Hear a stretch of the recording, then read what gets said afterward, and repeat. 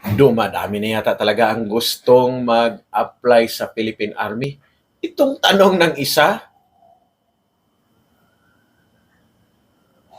pwede nga ba na pumasok sa Philippine Army kung ikaw ay may asawa pero hindi pa kasal?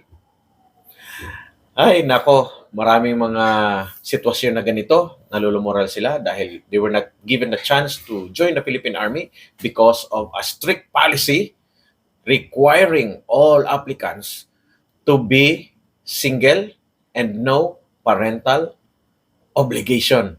Ang ibig sabihin nun, talagang hindi pwede ang may asawa na sumali sa Philippine Army through enlistment or commission. Ang exemption yan ay ang special enlistment na kung saan ay pwede ang dati ng may asawa and in fact, lampas ng 26, pwede pa rin.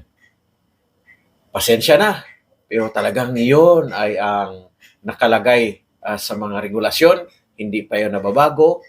Kung mayroong mga nakalasot, nako, fraudulent enlistment ang aabutin nila. Minsan nagpagod-pagod ka na matatanggal ka lamang sa serbisyo kung ma-find out at mapatunayan na ikaw ay nag-violate at nag-falsify ka ng documents para lamang makapasok sa serbisyo. Huwag niyong gawin yon. Fraudulent enlistment. Huwag mangdaya. Ayos?